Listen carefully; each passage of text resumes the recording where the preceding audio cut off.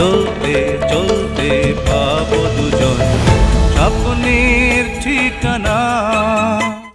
বাংলা চলচ্চিত্রের অমর নায়ক সালমান শাহ, যিনি তার সংক্ষিপ্ত ক্যারিয়ারে অসংখ্য দর্শকের হৃদয়ে চিরস্থায়ী স্থান করে নিয়েছেন, কিন্তু তার রহস্যময় মৃত্যু আজও তাড়িয়ে বেড়ায় ভক্তদের। প্রায় 3 দশক পার হলেও মৃত্যুটা হত্যা না আত্মহত্যা সেই প্রশ্নের উত্তর মেলেনি। সম্প্রতি সালমানের পরিবার তার মৃত্যুকে পরিকল্পিত হত্যা দাবি করে রাজধানীর রমনা থানায় নতুন একটি হত্যা মামলা দায়ের করেছে। মামলায় সালমানের সাবেক স্ত্রী সামিরা হককে প্রধান আসামি করা হয়েছে। পাশাপাশি ব্যবসায়ী আজিজ মোহাম্মদ ভাই, অভিনেতা ডন সহ মোট 11 জনকে আসামি করা হয়েছে। এই মামলার দ্রুত তদন্ত ও আসামিদের গ্রেফতারের দাবিতে এবার রাজপথে নামছে সালমান শাহর ভক্তরা।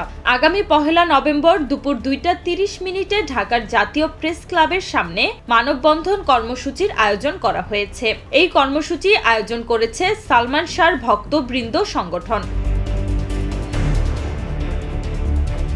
আয়োজকদের পক্ষ থেকে জানানো হয়েছে, সালমান শাহর মৃত্যুর প্রায় 29 বছর পরও প্রকৃত তদন্ত শেষ হয়নি। পরিবারের পক্ষ থেকে বারবার অভিযোগ জানানো হলেও আসামিরা আইনের আওতায় আসেননি। তাই এবার ভক্তরাই ন্যায়ের দাবিতে মাঠে নামছেন।